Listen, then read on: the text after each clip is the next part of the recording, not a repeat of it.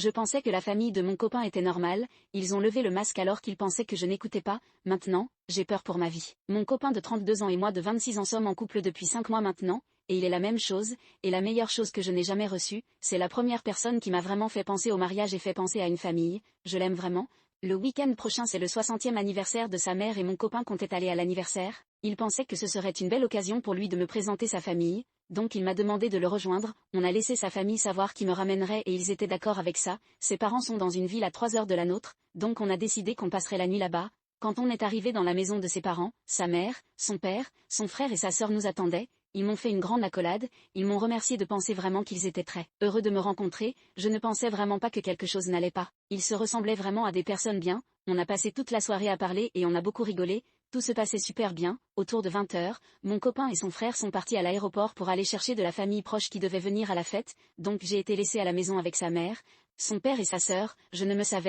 me sentais pas en insécurité ou quoi que ce soit, ils ont toujours été gentils avec moi tout le temps, j'ai laissé mon téléphone chargé dans une pièce et je suis partie dormir, où est-ce que nous allions dormir? Donc je me suis excusée et je me demandais si je pouvais aller chercher pour vérifier mon téléphone au cas où j'ai reçu des messages ou des appels importants, ça ne les dérangeait pas, donc ça n'a pas pris longtemps avant que je revienne dans la pièce, et lorsque je revenais, je les ai entendus parler, sa mère a juste dit alors qu'est-ce que tu penses d'elle, j'ai tout de suite compris qu'il pensait de parler de moi, je voulais vraiment savoir ce que ma potentielle belle-fille pensait de moi, donc j'ai arrêté de parler, je me suis arrêtée, j'ai écouté, son père a dit elle semble bien. Sa sœur a approuvé et a dit elle est mignonne en plus, ensuite sa mère a dit quelque chose qui m'a rendu malade, elle a dit oui si seulement ce n'était pas une suivie du N-word, ils ont tous approuvé cela, mon cœur s'est mis à battre, si le contexte n'était pas vraiment clair, je suis noire, mon copain, et toute sa famille sont blancs, je suis retournée dans la chambre, je me suis assis, confuse, je réfléchissais tellement que je ne savais pas quoi faire, je voulais appeler mon copain, et j'avais un mauvais pressentiment, donc je ne l'ai pas fait. Je me sentais tellement seule et en insécurité, je ne pouvais pas faire confiance à qui que ce soit,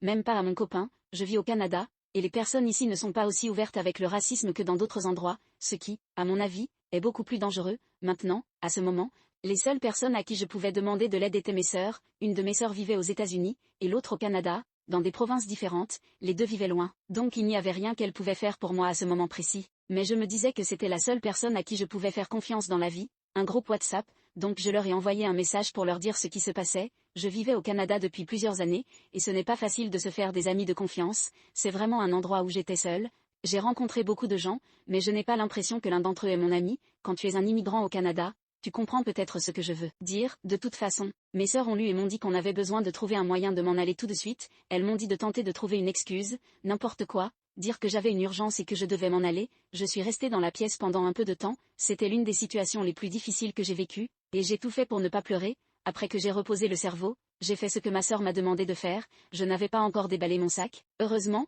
on a ramené ma voiture parce qu'elle est plus économique que celle de mon copain. J'ai pris mon sac et mes clés, et j'ai dépassé le salon rapidement en disant que quelque chose venait de se passer et que je devais m'en aller, je n'aurais même pas laissé une chance de poser la moindre question, j'ai juste rentré dans ma voiture et j'ai conduit pour m'en aller, il faisait tard, et je n'étais pas dans l'état de faire tout le chemin de retour, je voulais juste aller le plus loin possible et m'arrêter dans un hôtel pour la nuit, mon copain m'a appelé plusieurs fois.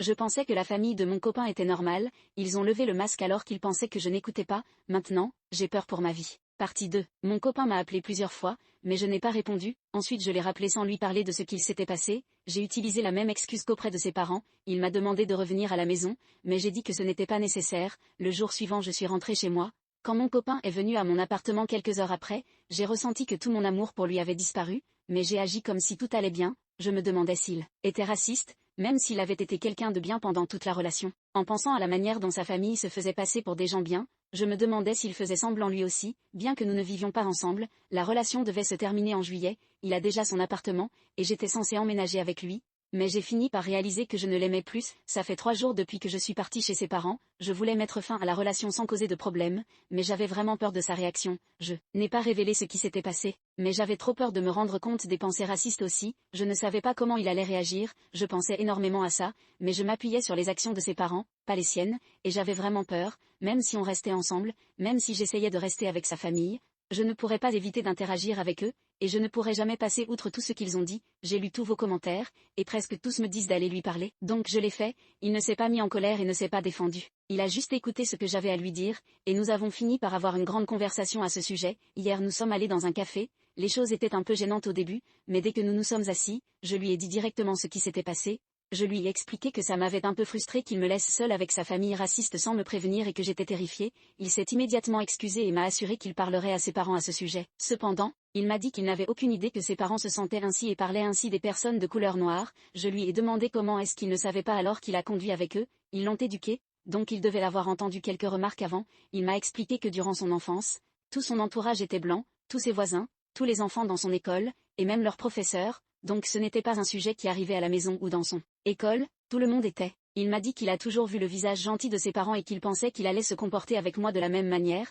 ça ne lui avait pas traversé l'esprit qu'il se comporterait comme ça avec moi, il s'excusait vraiment de tout ça. En tout cas, on a continué de parler, et il m'a parlé de la première fois qu'il avait rencontré une personne de couleur de sa vie. Il avait 19 ans et était parti de sa ville natale vers notre ville pour l'université. Il m'a dit qu'il aimait rencontrer des personnes de différentes cultures, ce qui lui rappelait la première fois que nous nous sommes rencontrés. Je trouvais qu'il était très gênant car il me posait beaucoup de questions sur ma culture et sur mon pays d'origine. Il avait vraiment beaucoup de questions, beaucoup. Ok, je n'avais aucune réponse à donner. J'ai analysé la population de sa ville natale sur Google, et selon une étude de 2022, 80% de la population est blanche, donc pendant son enfance, il était probablement à 100% blanc. J'ai essayé de le croire et de me dire que ses parents n'étaient pas aussi ouverts d'esprit que lui. Certains ne seront pas d'accord avec cette décision, mais j'ai décidé de lui donner une chance de me prouver. Il n'était pas comme ses parents avant de terminer avec lui. J'ai pointé du doigt le fait que s'il voulait rester avec moi, une femme noire, il avait besoin de comprendre que je ne pourrais pas fermer les yeux, et lui non plus, sur la moindre discrimination à laquelle je pourrais faire face, que cela vienne de sa famille ou pas. Je lui ai aussi dit que je n'attendais pas de lui qu'il coupe les ponts avec sa famille, mais que j'allais avoir besoin de beaucoup de temps pour avoir une relation avec eux et que j'attendais des excuses de leur part.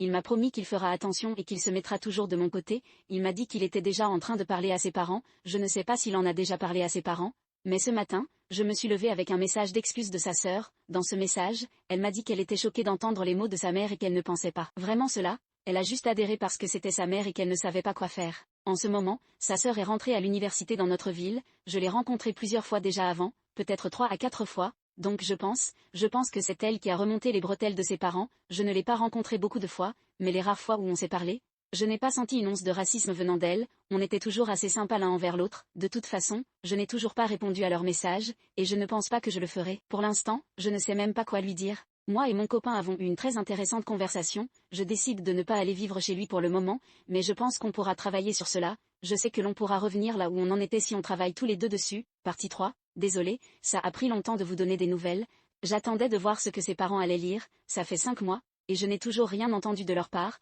Mon copain m'a dit qu'il avait parlé, qu'il leur avait parlé, et qu'il s'excusait, et je n'en suis pas sûre car je n'aurais pas parlé. J'ai dit à mon copain que je souhaitais leur parler, et il m'a dit qu'il leur dirait, mais ils ne m'ont toujours pas contacté. S'ils s'excusaient vraiment, ça ne leur prendrait pas autant de temps pour m'appeler. J'ai l'impression qu'ils veulent que ce soit moi qui initie la conversation, mais je pense que c'est à eux de le faire en premier. D'ailleurs, pourquoi est-ce que je commencerais? J'ai parlé à mon copain de ce sujet, et il ne sait pas quoi faire. Comme sa sœur, elle s'est excusée aussi, mais ça reste un peu gênant entre nous. J'espère qu'un jour nous pourrons passer par-dessus cela. De toute façon, nous sommes toujours ensemble, et les choses se passent bien pour moi, et je l'aime toujours. J'espère que ça marchera entre nous, mais le fait que ses parents n'ont fait aucun effort pour une conversation m'énerve un peu. Je vous donnerai des nouvelles si je leur